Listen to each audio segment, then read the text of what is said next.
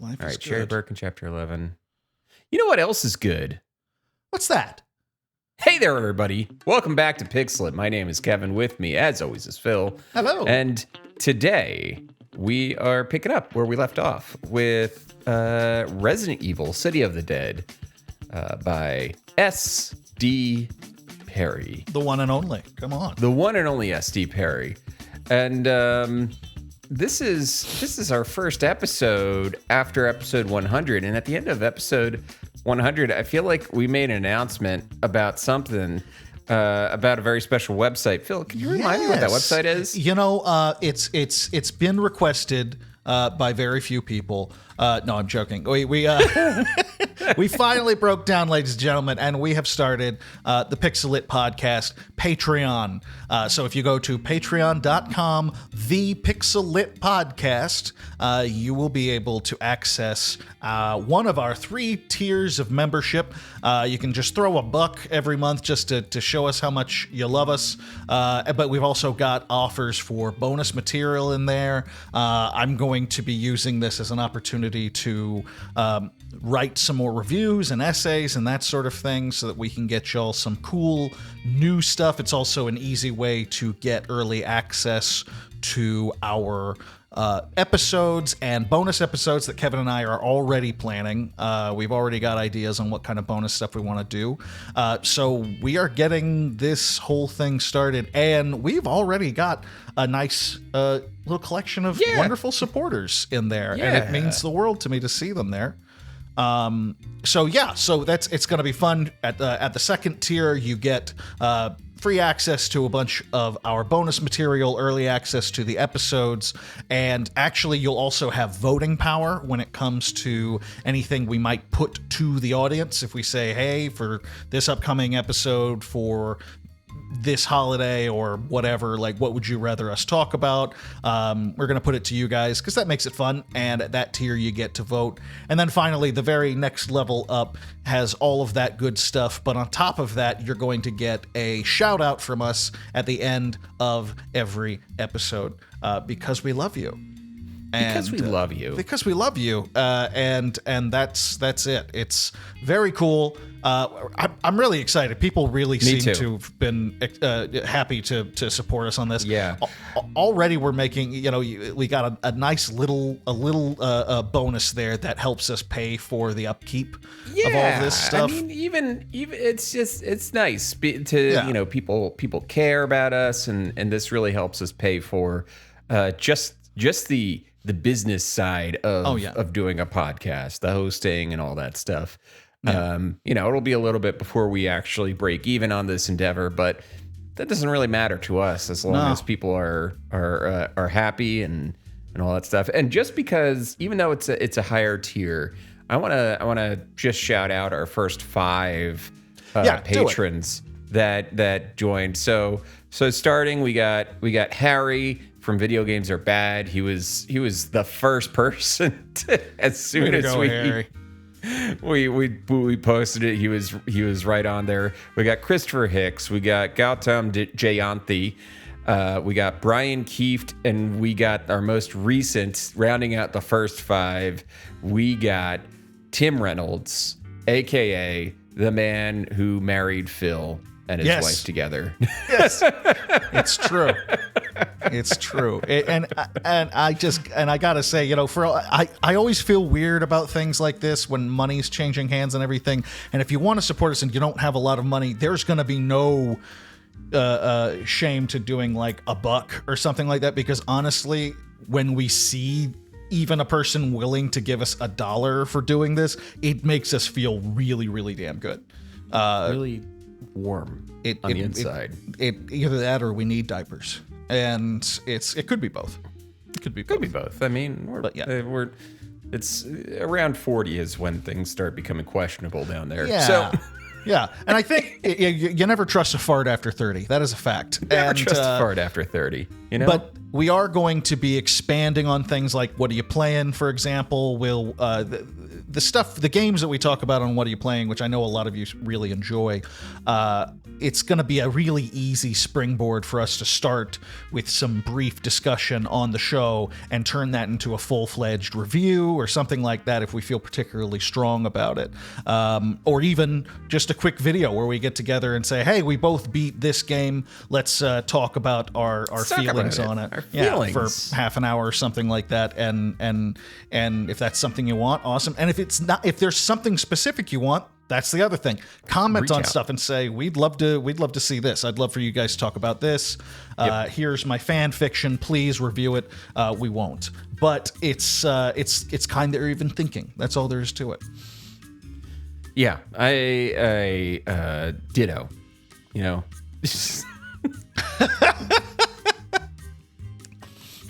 Phil, what do you got there? Is that a is that gin?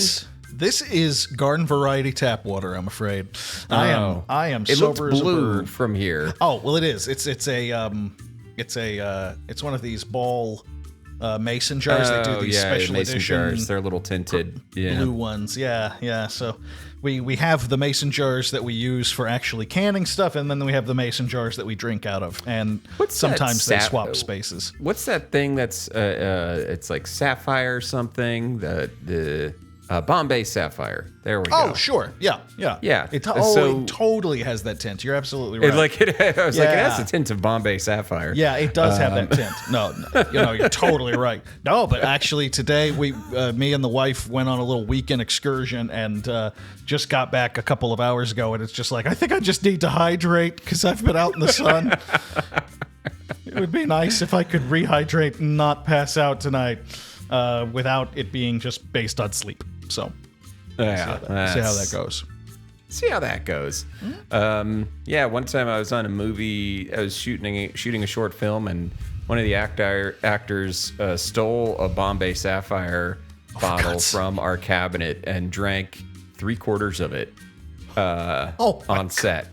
Oh my God! Is this anyone I know? No, unfortunately not. What a shame. All right, let's put the body in the marsh. Oh, yeah. Don't laugh!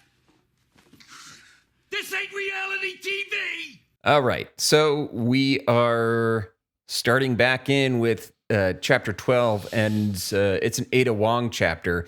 By the way, I feel like Ada has more chapters than Leon from... It does start to blend, doesn't it? We get a lot of Ada. A lot of stuff from Ada's point of view. Yeah. I'm not complaining, but it also sort of makes sense because like we already know Ada knows everything that's going on. Why tell the story from Leon's point of view, and if he's just going to be a dumb doofus about We already, what Leon's all about within the first 5 minutes, and oh gee shucks, I'm gonna save Raccoon City. Exactly, leave it to Leon, and but Ada Wong has a little more mystery and that kind of thing, and I did enjoy the inner monologue that we got from her, and there's a little more struggle with her character in the book than perhaps you saw in the game. Yeah. So we start back with Ada, and she's just taking a break in the lead detective's office and rubbing her feet. So, shout out to the feet guys. This little Ada Wong foot action for you. Show feet.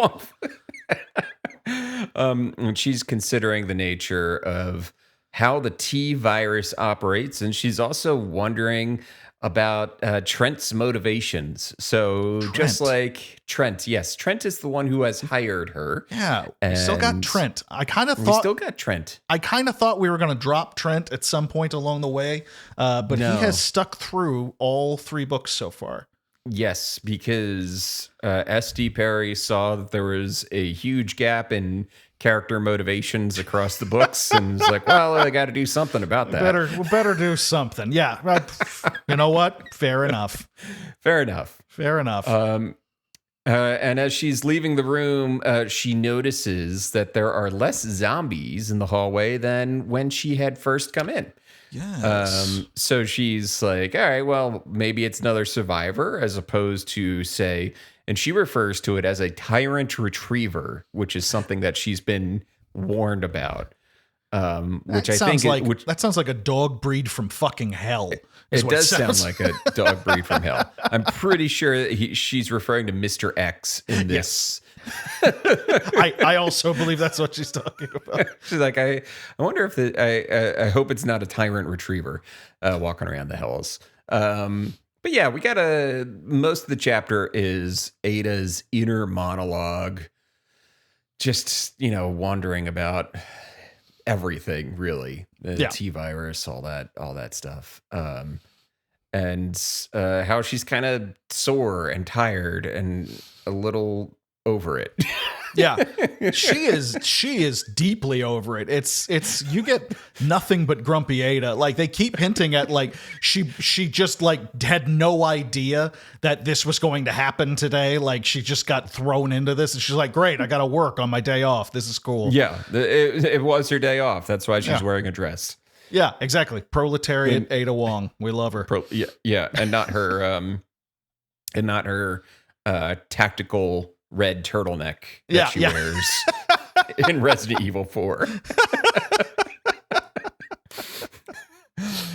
In the next chapter, we get Leon, and he's at a weapons locker. He's trying to gear up, but there's been a run on equipment. And he has a brief moment of panic about, wait a minute. Might I be infected? Yeah.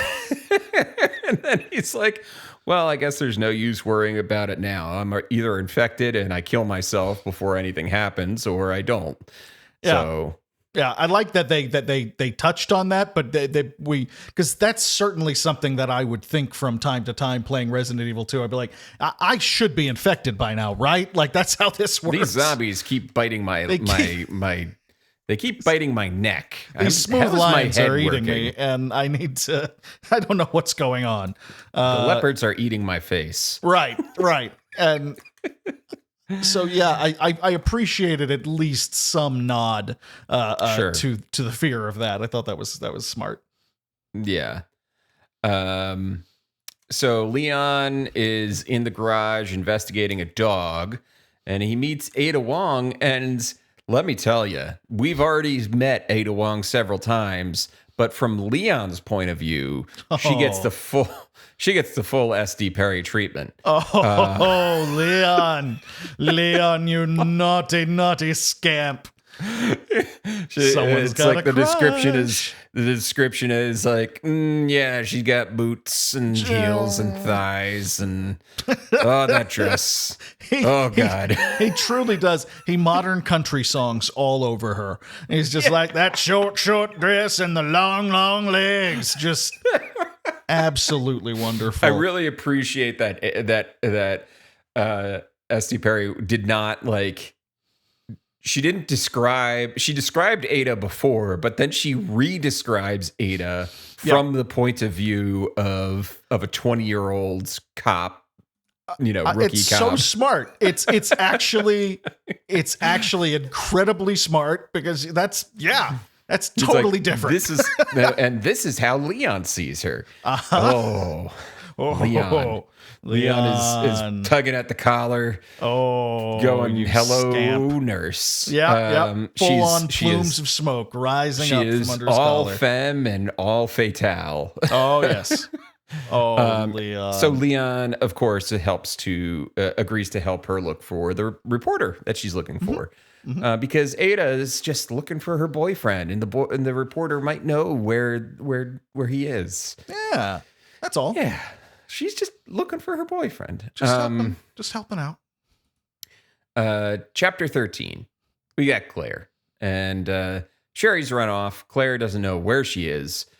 So she goes back to Brian Irons' office, but he's gone. And so is the body of the mayor's daughter. Yes. So Claire That's never a good sign. Never a good sign. Claire assesses her priorities and adds finding Sherry to the list. Meanwhile, there's a thump that comes from the roof of the building, and she's like, I don't know what that is. Could that be a thing that Sherry was scared of? So she goes around, walking around the hallways to investigate, and she walks around the corner, and here comes Mr. X in all his glory, resplendent. Oh. You know, It's such a great introduction. It's wonderful. He's got in the remake, they just made his trench coat just straight up black, which I have a feeling it was green in the original because it was harder to pull off, like it being just jet black and also looking detailed. I feel like it was, but I'm going to look it up here. Well, it's mentioned in the description that it's a long, like, forest green trench coat or something like that. Right. In SD Perry's description. So I have a feeling it was like green with the intention of like, but it's really black. Yeah. It's almost like an olive drab kind of military looking jacket. Yeah. So he shows up and he is terrifying. He's got that white face with the skull, and Claire decides, oh shit, and shoots. She just empties her gun into him. And she shoots him 7 times. Yep. And he takes a knee. And she's like, okay, well, I killed him. I guess this isn't the monster I don't think this is the monster that scared Sherry off, because Mr. X was more like some soulless machine, bloodless flesh that could ignore pain or embrace it, is Claire's description of it. And I was like, that's a pretty good description of him. That's not bad. Not bad.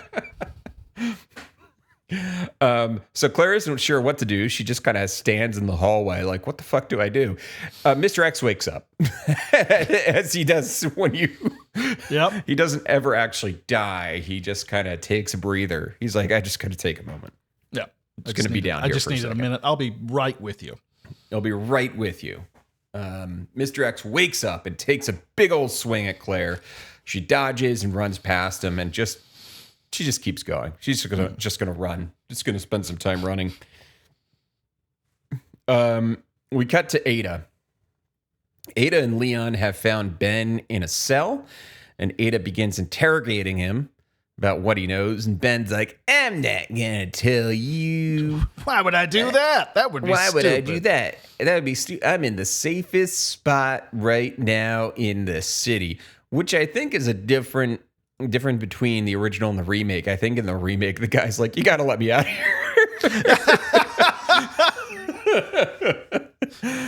Please help me. Please help me. And Ada's like, all right, well, this is useless. And in her internal monologue is like, all right, well, do I just kill everyone now? Do I just kill Leon and Ben and fuck off? Like, this is pointless. So she's like, all right, well, no, I'm not going to kill Leon. And I can't kill Ben while Leon's here. So, and then she just like runs down the hallway. Yeah. It's pretty great. She probably, over the course of this book, probably considers killing / leaving Leon to die, I don't know, maybe 500 times. It's once a chapter. Once a chapter, she considers, should I just kill him now? I should just do it, right? Yeah. But he becomes far more puppyish as the book goes on, and even Ada Wong won't kill a puppy. Even Ada Wong won't kill a puppy. That's though right. She has killed probably some of the dogs in the course of, without question, thinning out the mansion. Thinning out the police station, rather. Yeah, and she has 100% been to just a regular garden variety dog fight. 100%. Just even if it was on like a mission where she's undercover or something, but she's seen some fucked up shit. She's been to dog fights. She's been to cockfights. Yeah, and she's been to cockfights. Exactly. But puppies, she's steering clear of, my friend. She's not gonna hurt a puppy. Even Ada Wong's got a limit. Chapter 14, Brian Irons. I'm not going to get into it too much. He's just really fucking creepy in this chapter. And he's just thinking about taxidermying the girl's body. And he's also just like, it's also a lot of background information about his corruption and how he got paid, how the Birkins paid him $300,000 to overlook things and all that shit. So that's most of his motivation in one chapter. In chapter 14, we cut to Claire. She has made her way over to the Star's office. Now she went from one wing of the building to the other just by sprinting, which is amazing given that she just didn't have to unlock 15 doors. Yes. Everything, when you don't have to find 19 different themed keys, things seem to clip along very nicely. Yeah, she just gets there. Yeah. So Claire's in the Star's office. There's not much there. And she's thinking about Chris while sitting at his desk, and she's strengthening her resolve. Claire, though, is running out of ammo and having trouble getting the thought of Mr. X out of her mind. But she's like, well, fuck it. Gotta do something. Gotta go. Gotta keep moving. Yeah. So she goes out of the Star's office and into the hallway, and she meets a liquor for the first time. Yes. And Classic. there is some really good description of what the liquor is. I think I highlighted. Let me just bring it up for a second. I'm gonna go here. Let me just make sure I actually highlighted it in my notes. Oh God. I'm just looking at some you know what it was? It was like Lovecraftian, the way it was kind of described. And she looked up, still not sure what she was seeing or hearing. That ragged breathing and the tick of talons on the wood. The talons themselves, thick and curved. The claw of a creature that couldn't exist. Big, the size of a full-grown man, but the resemblance ended there. And it was so impossible that she could only see it in pieces, her mind struggling to put them together, which is like so Lovecraft. Like that's a Lovecraft line. Absolutely is. Yeah. Steve Perry wrote one. It's fantastic. Yeah, that's exactly what it is. It feels very, the thing that should not be kind of thing. It's wonderful. Yeah. The inflamed, purplish flesh of the naked, long-limbed creature that clung to the ceiling. Yeah. It's great. I love it. Yeah. and there's a nice little detail. It goes, the scar-rimmed holes where the eyes should have been. There is a thought that interrupts the description. Claire's single thought is not seeing this. Yeah. I love it. It made me think of the interjection from the first Resident Evil book of just, holy shit, it's a snake in all caps. It's just, it's got that feeling to it. It's just wonderful. It's terrific. Yes. Yes. Overconfidence is an insidious killer.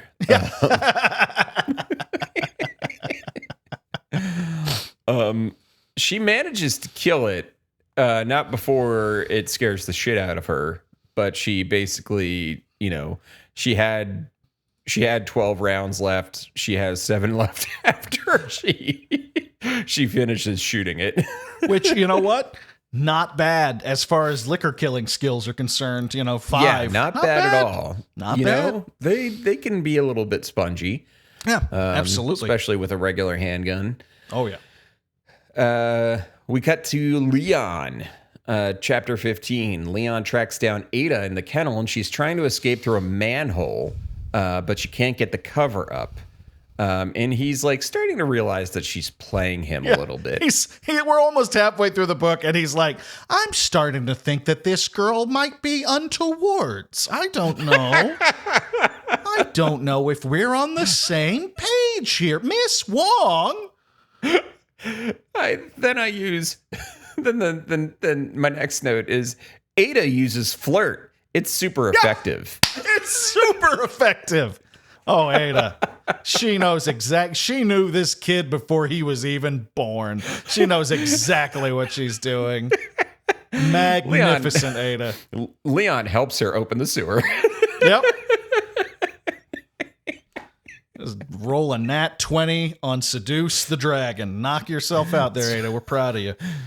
Holy She's shit. just like, Leon's like, is there something you're not telling me? And Ada's like, I don't know. Is there? And Leon's like, yeah, I'll open the door, the manhole for you. She's got a trustworthy face. She's got the face and the boobs and the legs, and I guess I'm fine. She's fine. And it's hot in here. Does anyone else notice how hot in here it is? Why is it so darn hot in here? Oh, God. Anyway, then they hear Ben screaming and they go back. They run back towards him. The moment is ruined. Yeah, by a just guy like Ben dying. Ugh. So the scene cuts over to Sherry, who is now back in Iron's office looking for Claire. And she hears someone running down the hallway, and it is Claire.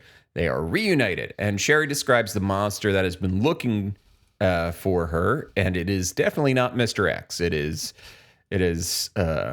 It's got brown hair and a really fucked up arm. That's not Sherry's words, but she's 12. I'm sure she could have said that. She would have said that. She would have said that. At some point, she would have said that. Maybe in another year or two. In another year or two, yeah. And then Sherry talks a little bit more about her life and how her parents are the worst parents in the world. This is like the description of her parents is basically like every horror story I've ever heard of anyone who has dated, married, or been raised by engineers. Yeah. It's just this stereotype of like, we have a child now. Anyway, on to my mechanisms. It's a real shame. It's a real shame. Yeah. Sherry's like, Claire's like, I'm sorry I left you alone. And Sherry's like, I'm used to being alone. Yeah.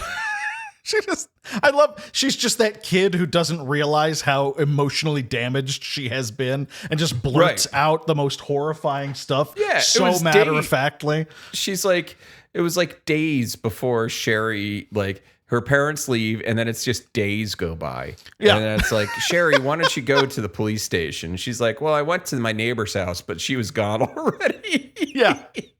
It's not even, you can't even compare her to like Newt or something like that, because Newt at least recognized that she was in a fucked situation. Sherry's just kind of like, well, they said they'd be back, and they've always left and never come back. Sherry is the dog in the This Is Fine cartoon. Yes.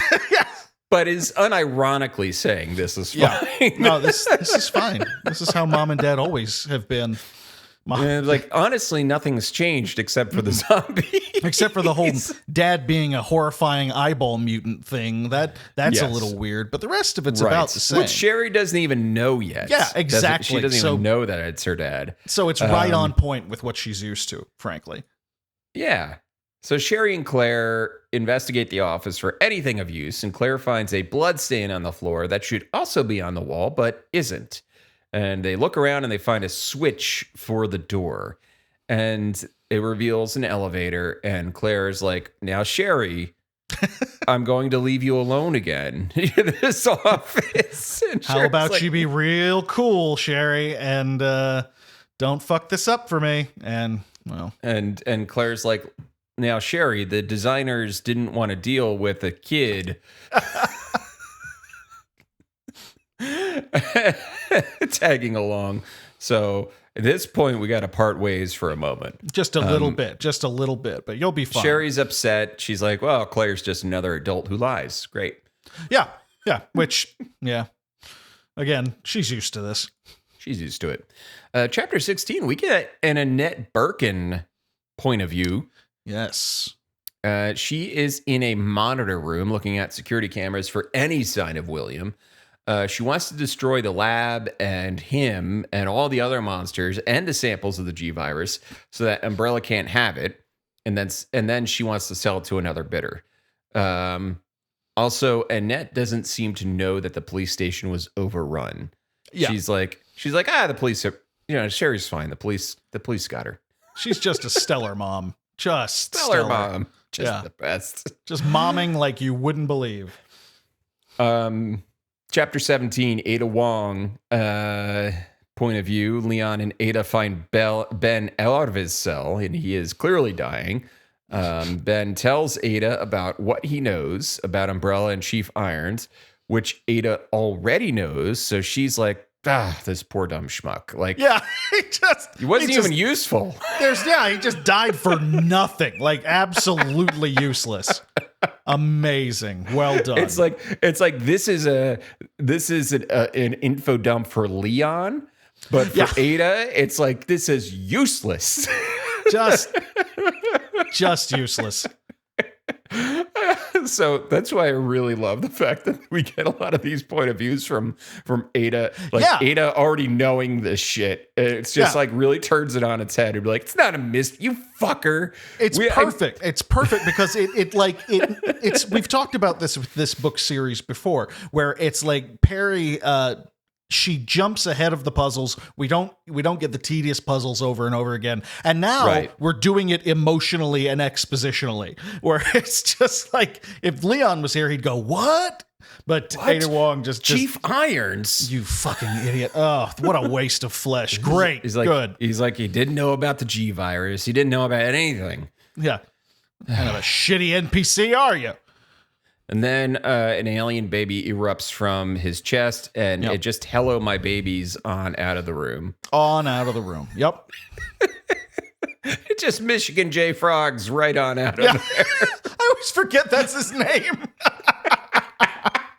What a good name. Oh, God. Hello, my baby. Hello, my darling. Hello, my ragtime gal. And it's gone. Oh, you got your fez out. I got my fez. So at this point, Ada decides to nope on out of this mission. Just gets the shit out of there. She's like, this is about the time I should just leave. And she goes to leave, but Leon's like, I'm coming with you. And she's like, yeah, fine. Yeah. She really does. Like, you can tell that in her mind, she's like, well, he'll absorb a few zombie bites. That'll be fine. It's just fine. One more warm body. Fine. Just let him come along. Jesus Christ. I'm not gonna feed him though. I'm not gonna feed him. He's on his own for food. And what's hilarious is like they are only a couple years apart. Mm-hmm. Like, Leon is 20. We don't get an age for Ada, but I'm gonna assume like.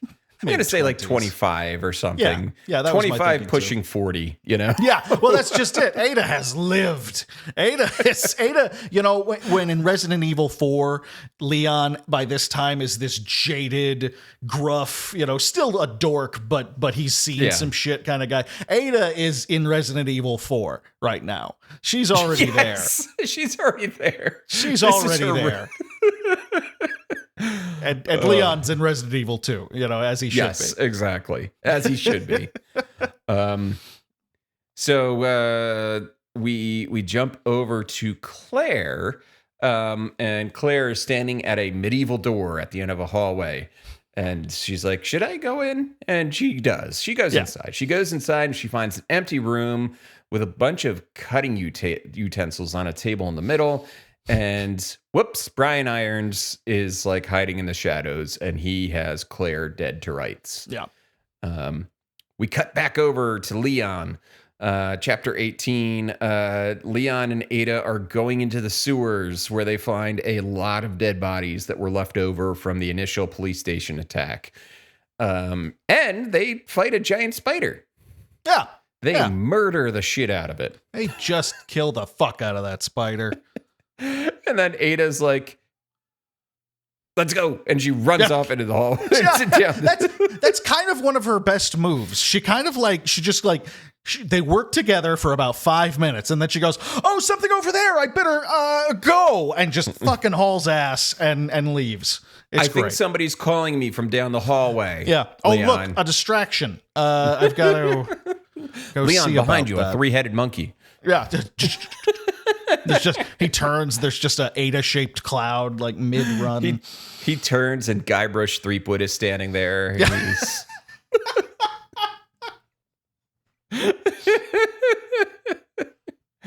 and suddenly suddenly Leon's in Monkey Island. And I need you to know that I would pay so much money for a LucasArts Resident Evil point-and-click adventure game. I would pay full price on launch day for that. For a 9-verb fucking Resident Evil puzzle game.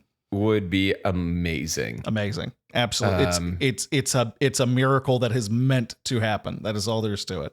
I agree. We jump back to Brian Irons, and he has Claire at gunpoint, and he thinks that she is an Umbrella agent and begins interrogating her. And she's like, no, I'm here to find my brother, Chris Redfield. And he's like, oh, yeah, you do look like a Redfield. I hate Chris. It's like, it doesn't help her situation at all. Yeah. Just completely wrong reputation for her. It's, should have just stayed quiet. So my next note is, even when murdery, Irons is horny. Yes. Because especially when murdery, I get the impression. So I highlighted this.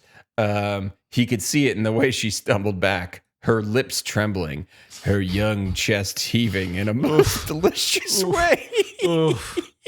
I mean, you cannot negate points for accuracy on fucking creepers. It's not, Miss Perry, it's not that you're not correct. It's that it makes us uncomfortable.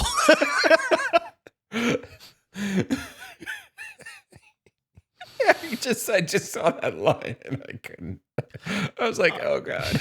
No. I mean, yes, true. Yeah. Okay, yeah, this is his thought process. I agree. Yep. Just 100%. The phrase just really, the heaving. Heaving is a bummer of a word, and it's heaving.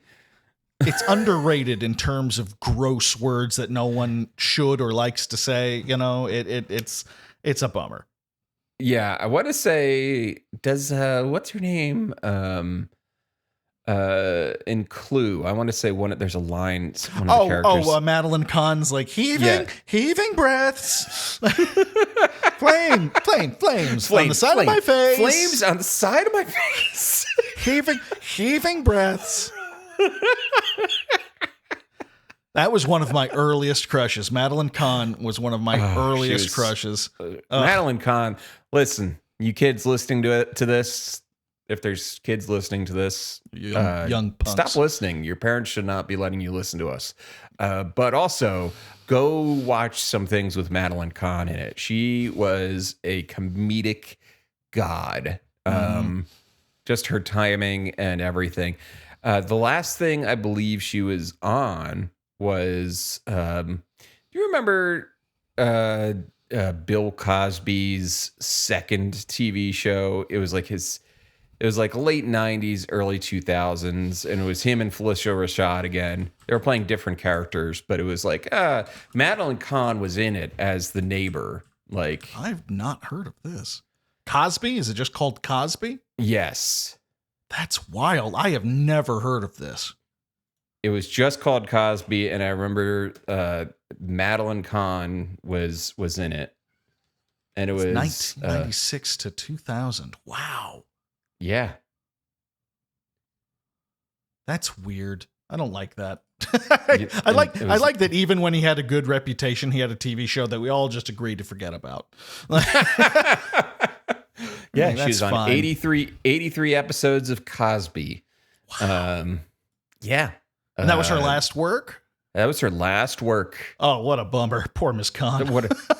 Yeah. I mean, it was the it was the thing that aired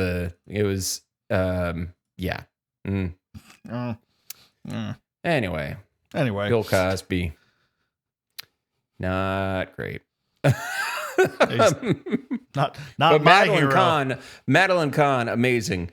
If anything, go watch Clue. She is in a stacked cast actors, Madeline Kahn is possibly the best person in that movie. Yeah, in a cast where there are no weak links. There are zero weak links in that cast. None whatsoever. It's amazing. So Irons corners Claire, but just before he's gonna do bad things to her, he gets attacked by a tentacle that wraps around his ankle and pulls him away. And then we're in chapter 19, and Claire reacts to Irons being taken, and then she hears the monster screaming from nearby, and then Irons screaming for his life until he stops. And then there's some bubbly sounds. Claire is about to leave the room when the monster throws Irons' bisected body back into the room. Yeah. And Claire's like, no, this is the monster that Sherry was talking about. So she throws a tarp over Irons' body, and she's like, all right, well, let me go get Sherry. Chapter 19 continued. We're in Ada's point of view. Ada ran ahead because she needed to plant the keys that she was holding. She already had the keys because she already solved the damn puzzles. Mm-hmm. She needed to plant the keys somewhere ahead so that she didn't have to come up with an excuse of why she already had the keys. Yeah, exactly. And she uses the excuse of "I hate spiders" as the reason why she. Fine, I'll allow it. Just fine. I'll allow it. Yeah. Ada begins flirting with him really hardcore, and one of my favorite lines in the book comes up where she realizes that Leon isn't totally buying her flirting. Uh-huh. She says, "Well, he's not a fool for his tool." Good line. Not a fool for his tool. Well done. I was like, no notes. Yes. No notes. 10 out of 10. No notes. Yeah. He's definitely, if anything, Leon is not a fool for his tool. No. Not a dork for his dork. No. Not a dork for his pork. No. Not a dick for his dick. Wait, no. Leon's like, so where'd you learn to shoot? And Ada's like, paintball. Yeah. And she's like, I'm not sure if Leon is buying this. Yeah. She's gonna go. Internal monologue is like, I don't know. I'm running on fumes here. I literally expected her to like slowly turn to him and go, "Do you buy that?" Because just is that okay. Yeah. Okay. All right. Paintball then. Paintball. And meet up with the girls. And he after kind work, of does. Like he doesn't, but he kind of does. Yeah. It's weird. And Leon finds the keys that she tossed, but they are interrupted by the implant that had been in Ben, turning into just some horrible womb monster that has crabs spewing out of it. Yeah. And just grotesque. And it really was the way it's described is like, this feels like a Splatterhouse boss. Yeah, totally. That really over the top gross out. Yeah, absolutely. I was like, I don't remember this from Resident Evil 2. Did this happen? I can't remember. I don't remember either, to be honest. Anyway, it grows and swells and turns into a giant womb monster, and there's these bioluminescent crabs that start spewing out of it, and they're green. They're fighting off the crabs, and they're attacking Ada, and they're on Ada's skirt and tearing at her dress. And Leon runs out of shotgun ammo, and Ada beats it to death with the shotgun. Awesome. I'm back. I'm in. And then when they fight it off, they continue having moments, and Leon's like, paintball, huh? Yeah. Good for you, Leon. We're real proud of you, bud. You got there. You got there. You got there. Yeah. We're in chapter 20 now. And in a Sherry point of view, Sherry has gone down to the Irons torture chamber and sees how gross it is. And despite Claire's attempts to avoid the tarp, Sherry puts 2 and 2 together that Irons have been chopped up or something. Yeah. And Sherry's like, I don't even know why she bothered trying to hide this thing. I don't think any of us do. It's ridiculous. I can't tell you how much I love this book. I mean, it's like every moment so is just turns it up a little bit more because it's like Claire and Leon are these Pollyanna like do-gooder, and everybody around them is like, even the kid is like, these fucking people, these fuckers are like I appreciate. Sherry's like, I appreciate what Claire's doing here, but why did she even bother hiding the body? Right. It's fantastic. It's kind of like we get these little glimpses behind the eyes of people who are more like regular people watching a video game being played. We're like, wait, why did you do that? There's no point of that. It's fantastic. Yeah. So they continue down into the basement near some sort of waste treatment plant. And Sherry likes Claire because even though Sherry's very aware of the situation they're in, she appreciates Claire's effort to hide her from the worst of it. She's like, yeah, she doesn't have to. I've seen worse already in my life. I saw a police station full of cops get torn apart by zombies, but she makes an effort. Exactly. As soon as they start trudging through the wastewater, Mr. X shows up, and they run down the treatment water, and they get to a big door, and they shut it, but something about the water current pulls Sherry away and down into another tunnel. And, hey, there's a... Oh, Munchkin. Munchkin with a dab. And just a reminder, this is wastewater. She wakes, with her in her mouth. It's this is poo water. Poo water. Delightful. This is, even if you survive, this is going to be some sort of... Everyone's got infections that are going to need to be looked at after this. Giardia, sepsis. Yeah, everyone's sick. Like Everyone you're going to come out of this alive, maybe, but you're going to need like a lot of antibiotics. That's all there's to it. The antibiotics. Yeah. And to close out this section of the book, we get back to Annette. Annette is in the sewer. She's running. She's moving through. She's finally figured out that William had to have left the laboratory area, so she's going up. She's going up while all of our other characters are going down. And while she's walking, she sees a couple of people, and she's like, they're from Umbrella. And she just shoots at them.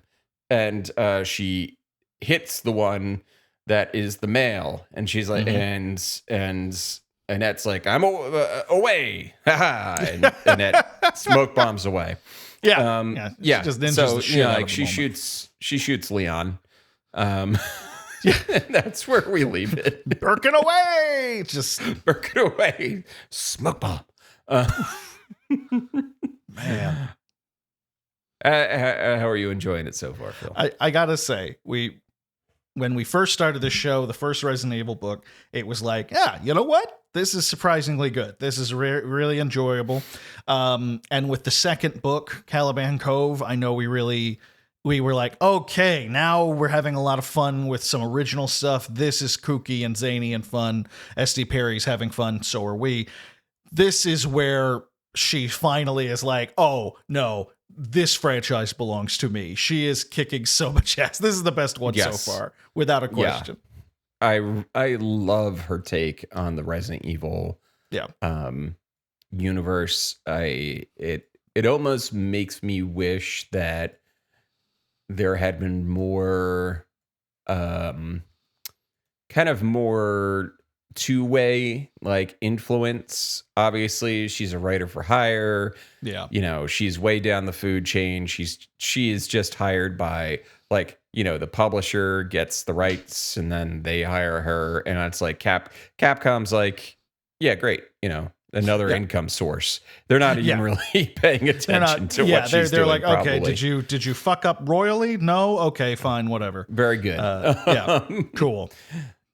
So yeah, but and I've heard so many people talk about how on different, you know, like YouTube videos or whatever they'll offhandedly reference Davis on the Scary Game Squad will occasionally reference the fact that he read these books when he was a kid.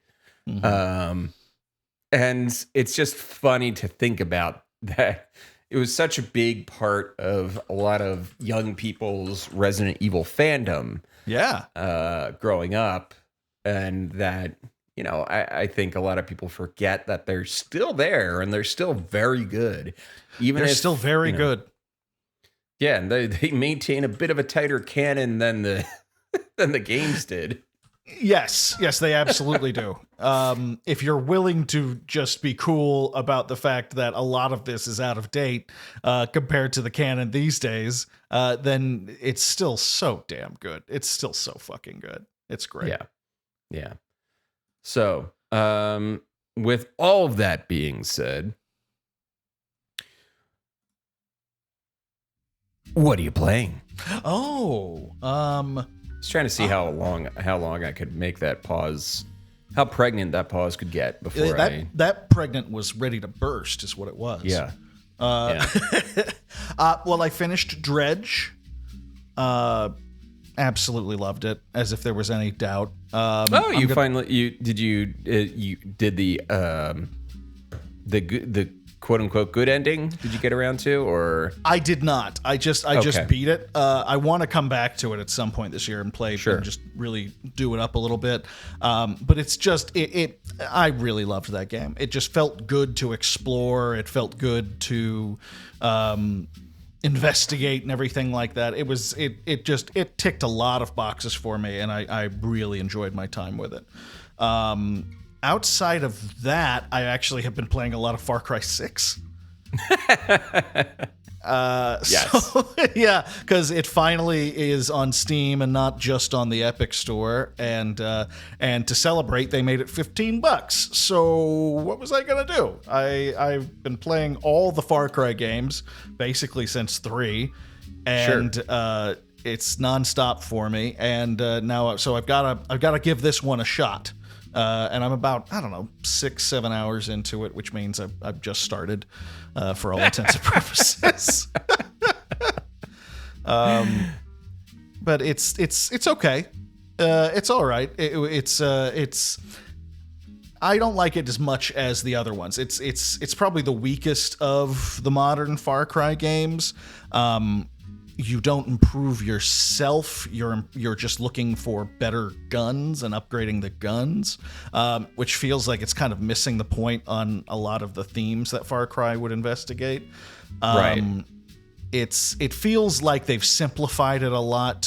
It makes me think of the complaints I heard from some people about going from Morrowind to Oblivion, where they simplified a lot of the aspects of it, and it's still clearly of its franchise, but it just doesn't scratch the itch quite as well as previous incarnations of it. I also think that the villain is right now very bland compared to other villains, and Far Cry has kind of always existed on its bad guys. Yeah, the villains are pretty much they steal the show normally. Absolutely. But I'm having fun wrecking shit in paradise, which has always been the Far Cry way. So I know I'll play it to the end, unless it gets really, really fucking bad.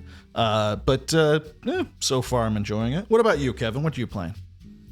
Let's see. I have a whole slew of things that I've kind of started playing with.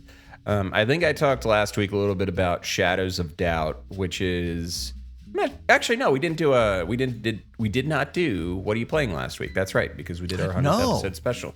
Okay, Shadows of Doubt is a procedural ImSim or immersive simulation that is you play as a detective, and you're in a city that's, you can generate the city. It could be like small, medium, or large. The medium one is like 4 city blocks or something like that in terms of size. And you are investigating murder cases, and the murder cases are random. Like, so there's a random victim, and then there's like the perpetrator and the clues and all that stuff. So it's really fascinating. It's still early days. It's early access on it, but it's worth checking out if you're into ImSims and that kind of procedural generation stuff. It's hard to totally explain everything that's cool about it, but I'll just say go and check it out. Maybe watch a couple videos on it, and you can start to see what's going on under the surface. What's the name of that again? Shadows of Doubt. Yeah, I definitely want to check that out. That sounds interesting.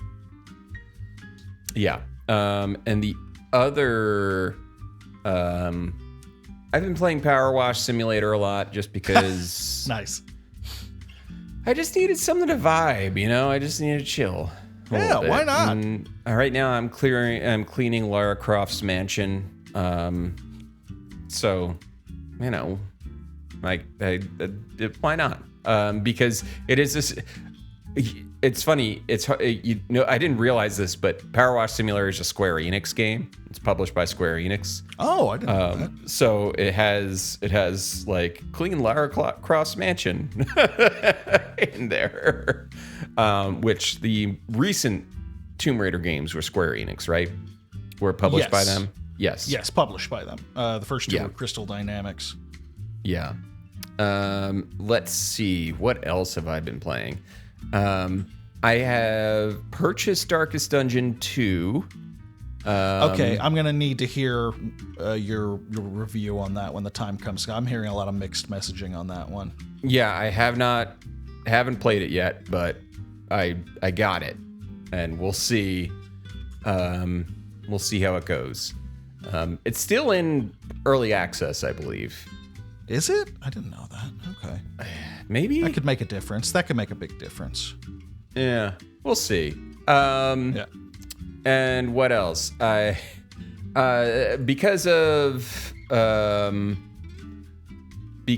I watched a video by Super Eye Patch Wolf about Fear and Hunger, yes, RPG Maker game. I'm familiar with this video. Yes, that has been like stuck in my head ever since. Sort of like how he talks about in the video how it like never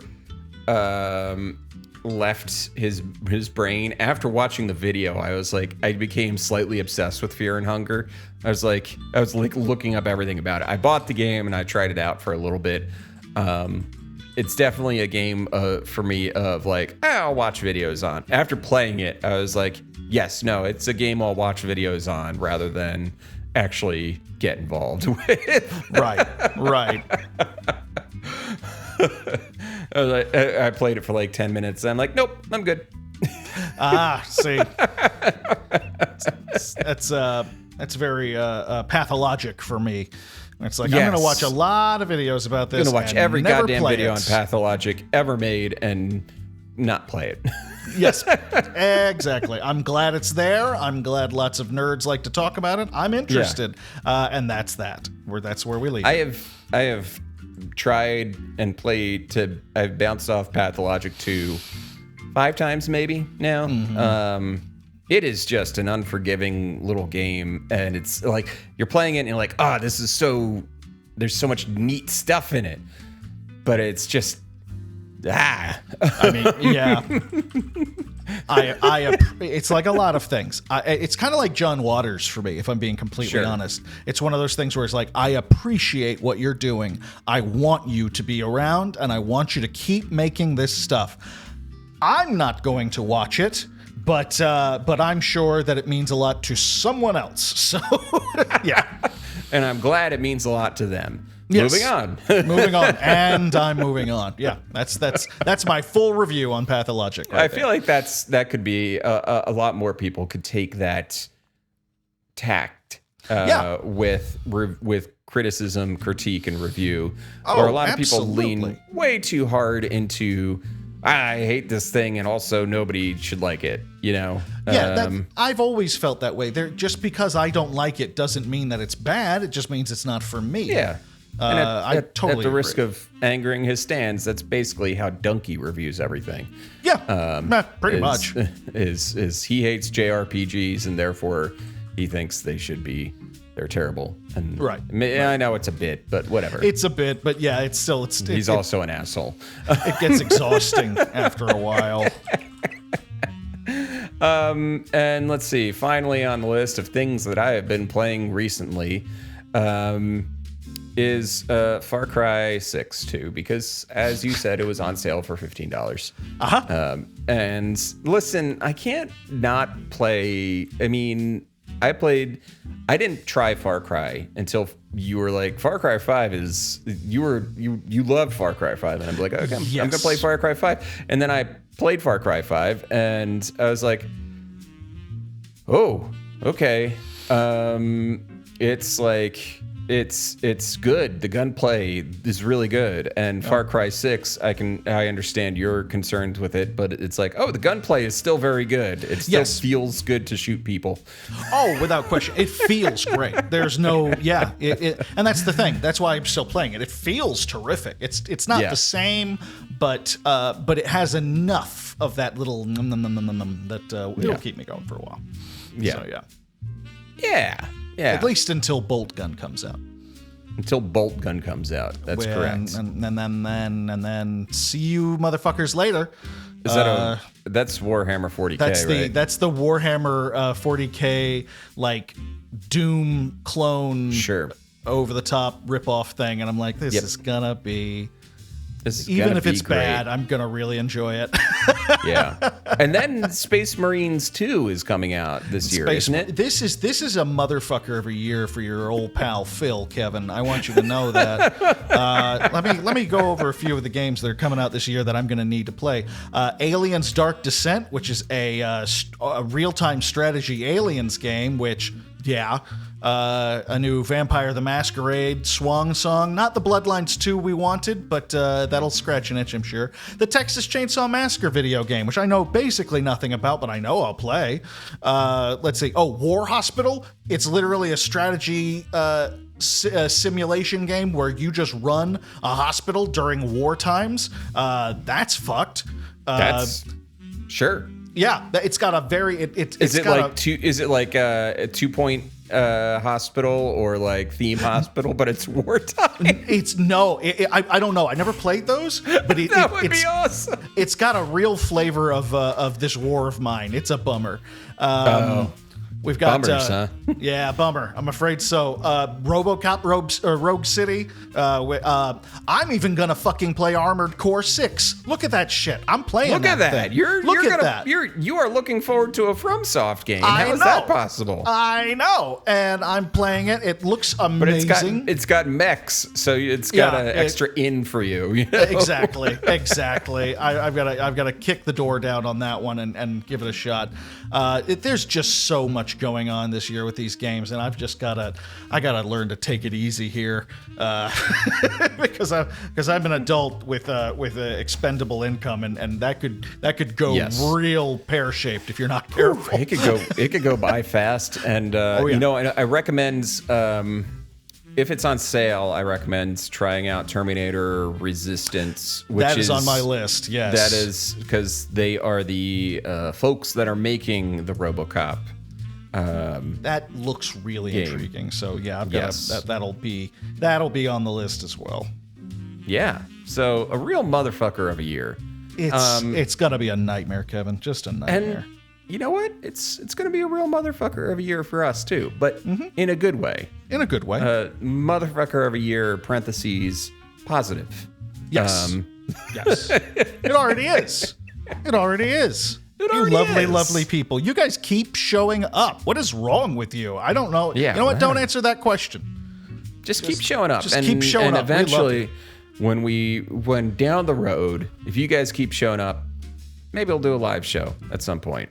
If there's enough of you, we're going to do a live show. That's the goal. promise. We get enough of you. We want to do a live show. I've already got plans for a PowerPoint presentation to go with it. That's wonderful. It's probably going to be like a Sonic the Hedgehog picture book or something. Let's face facts. And that's going to be perfection. So if you want to help us get to the point where we're doing a live show, follow us on Twitter and Instagram at PixeletPod. We're also on TikTok at PixeletPod. And you can go subscribe to us on YouTube. I believe it's at Pixelit. I'm not sure, but you just search Pixelit in YouTube, you're gonna find us. You're gonna find us. That's a fact. We're over 115 subscribers on YouTube now. Nice. And that's all good news. If you want to join our Discord, go to our website, pixeletpod.com, and there's a link there that will jump you into our Discord. Join the community, have fun, chat, and as we talked about at the head of the show, we now have a Patreon, patreon.com/thepixeletpodcast. The Pixelet Podcast, right? Yes, the full thing. Pixelet Podcast. Yes. Yep. So go over there, go to Patreon, and check it out. Do and it. Go to the Discord and go to the website and join our mailing list and join us. Subscribe on Twitter and YouTube. There are so many ways for you to be annoyed by us. Join us. Platforms. Good night, everybody. Good night.